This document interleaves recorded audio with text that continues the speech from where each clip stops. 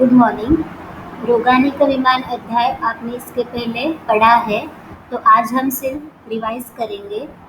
तो सबसे पहले श्लोका नंबर 3 में आपने रोगों के समूह के भेद देखे। तो यहाँ पे रोगानिक का मीनिंग चक्रपाणी ने दिया है।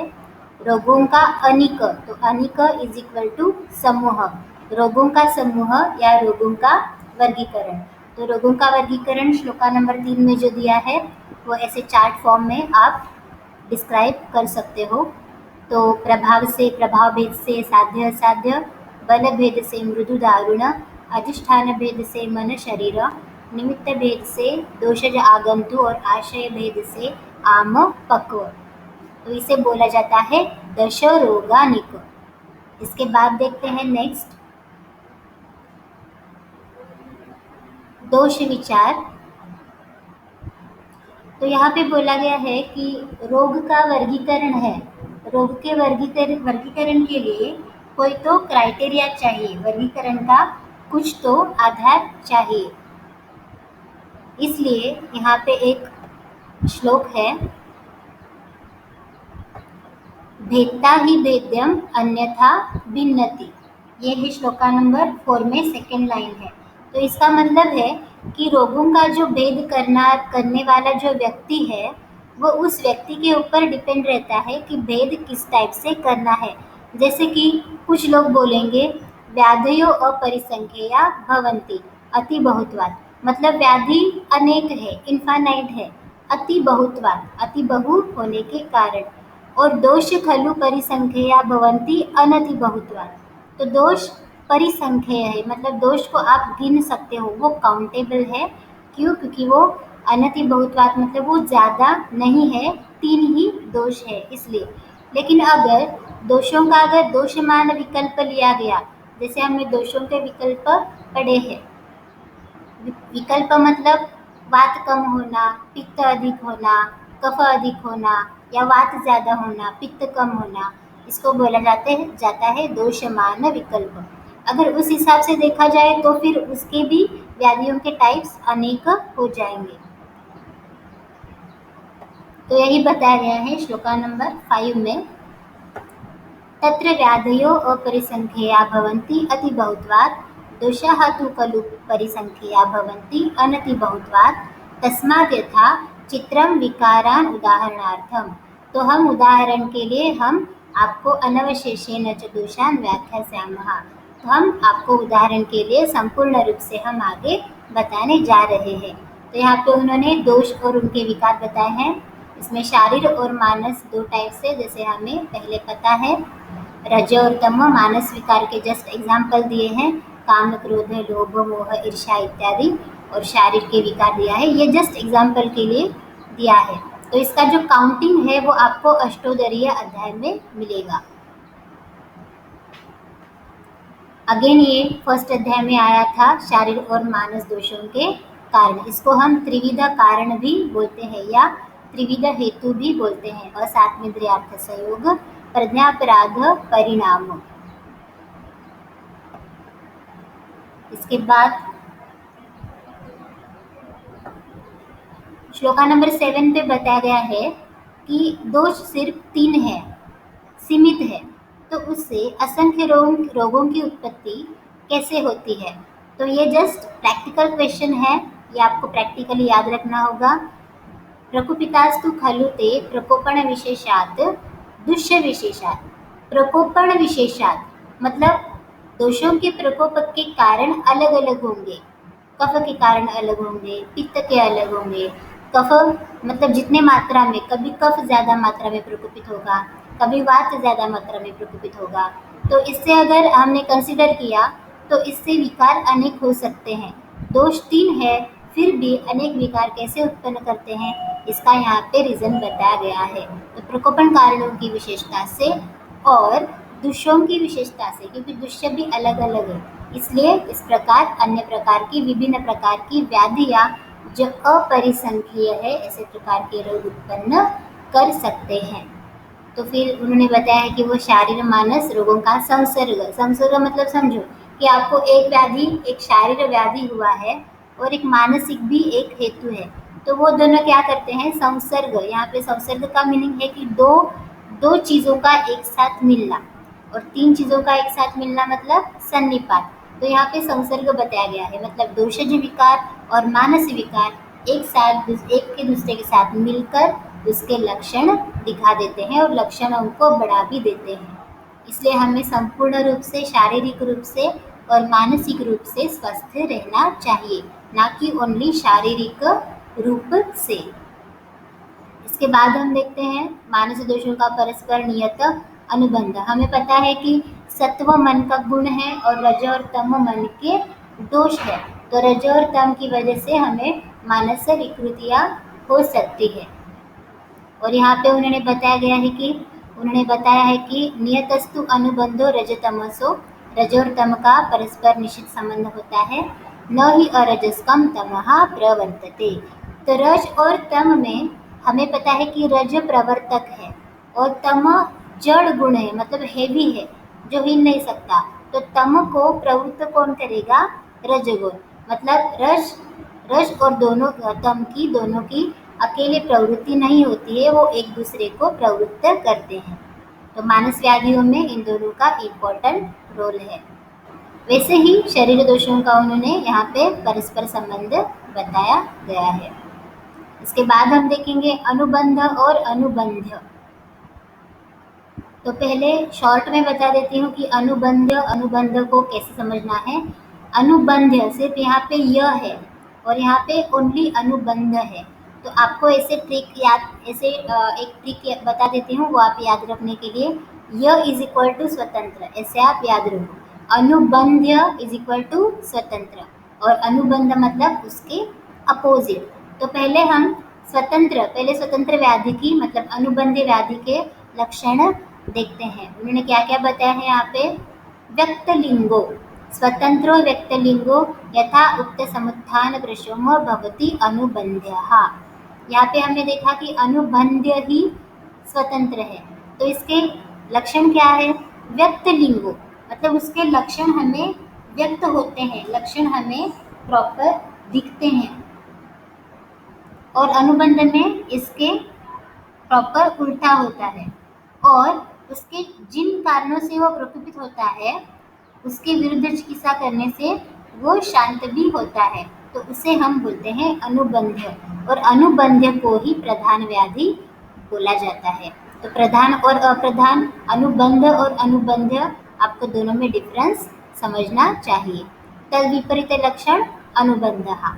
अनुबंध लक्षण समन्विता तत्र यदि दोषा भवन्ति तत्रिकम सन्निपातम आचक्षते द्वयम वा संसर्गम। हमें बताया कि जब तीन दोष साथ में आएंगे वो तो सन्निपात होगा, दो दोष साथ में आएंगे तो वो संसर्ग होगा। अनुबंध विशेषकृतस्तु बहुविधो दोषविदः एवं एव संज्ञा प्रकृतो विशेषां दोषेषु व्याधिषु च नाना प्रकृति विशेष व्यूह। मतलब इस प्रकार अनुबंध भेद से दोषों के अनेक प्रकार के भेद होते हैं। आपको इसके पॉइंट्स कुछ ऐसे लिखने हैं। स्वतंत्र इज कॉल्ड एज अनुबंध, इज कॉल्ड एज प्रधान।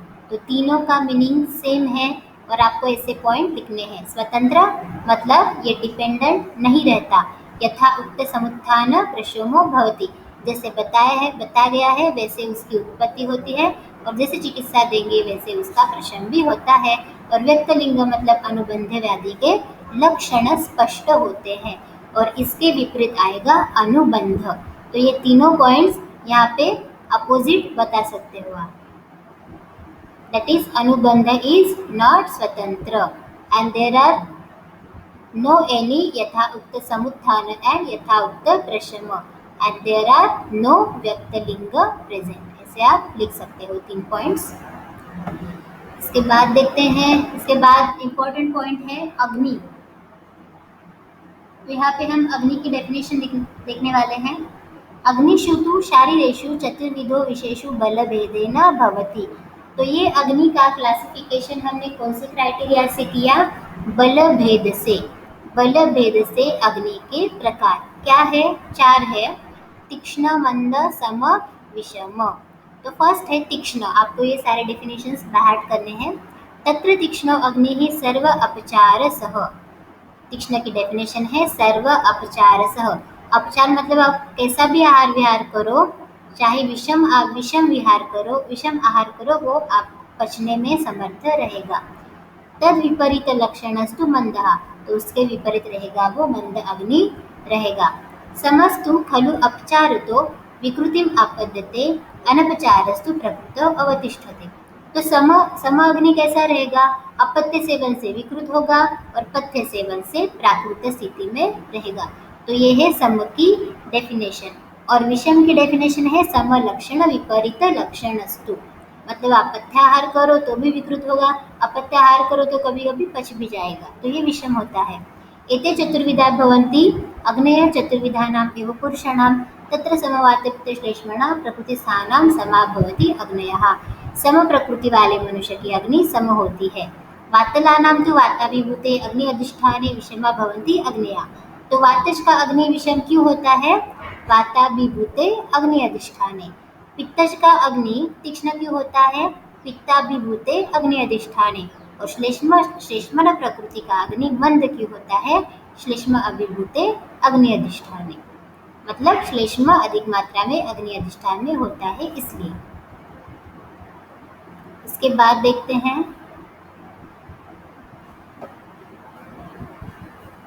अग्नि के टाइप्स हमने देख लिए। तत्र केचित् आहुः समवात पित्त श्लेष्माणो जन्तवः सन्ति विषम आहार उपयोगित्वात् मनुष्याणां। तो देखो ये क्वेश्चन सबको पड़ता है कि सम प्रकृति का मनुष्य यहाँ पे होता है क्या? तो आचार्य ने बताया गया है कि जिन लोगों में या प्राणियों में वात पित्त और कफ समान मात्रा में हो, ऐसे मनुष्य नहीं होते हैं। क्यों? क्योंकि मनुष्यों का आहार ही विषम होता है, जिसके फलस्वरूप कुछ व्यक्ति वात प्रकृति के, कुछ व्यक्ति पित्त प्रकृति के और कुछ व्यक्ति कफ प्रकृति के होते हैं। न समवात पित्त श्लेष्मणो जंतवः सन्ति। जंतवः मतलब प्राणियां, मनुष्य मतलब समवात पित्त श्लेष्म प्रकृति की व्यक्ति नहीं होती है। क्यों? विषम आहार उपयोगित्वा। तो ये उसका रीजन है, अपना आहार ही विषम है, इसलिए अपनी प्रकृति सम नहीं हो सकती। इसलिए तस्मात् कुछ लोग वात प्रकृति के होते हैं, केचित् पित्त प्रकृति, कुछ लोग पित्त प्रकृति के होते हैं, केचित् पुनः श्लेष्म प्रकृतयो भवन्ति। तच्च अनुपन्नं कस्मात् कारणात् समवात पित्त श्लेष्माणः हि रोगम् इच्छति भिषजः।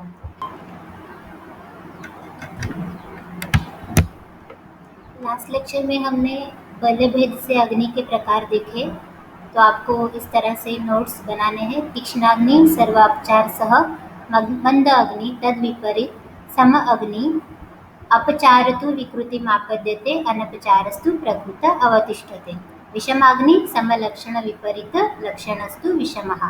इसके बाद श्लोका नंबर 14 में 4 प्रकृति वाले पुरुष बताए गए, सम प्रकृति, वात प्रकृति, पित्त प्रकृति और कफ प्रकृति। उसके बाद श्लोका नंबर 15 में बताया गया है कि त्रयस्तु पुरुषा भवति आतुराः, मतलब 3 प्रकार के पुरुष आतुर रहते हैं, मतलब सदा आतुर रहते हैं। तो हमने इसके पहले भी श्लोक देखा है, वातलाद्या सदा आतुराः। और वाग्भट ने भी बताया गया है कि समधातु समस्तास्तु श्रेष्ठा निंद्या द्विदोषजा। तो वातलाद्या सदातुराः ये चरक का है श्लोक, और ये श्लोक वाग्भट का है। तो वाग्भट के अनुसार एक दोषज हीन प्रकृति होती है, द्विदोषज निंद्य होती है और समदोषज श्रेष्ठ रहती है। और चरक के अनुसार वातलाद्या सदातुरा मतलब वातज पित्तज कफज एकल प्रकृति सदा आतुर रहते हैं।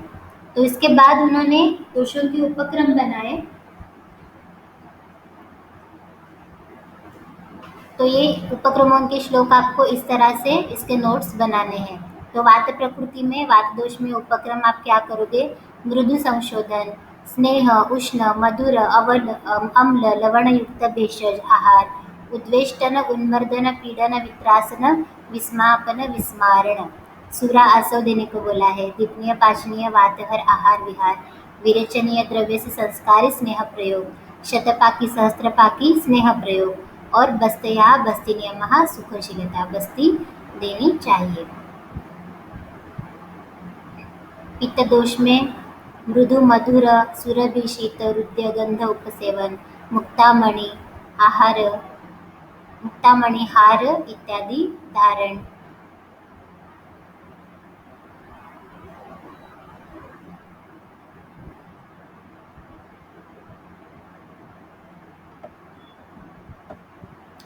समवाय पित्त कफ को प्रकृति बोला है और इनको सदातुर बोला है, वात पित्त कफ।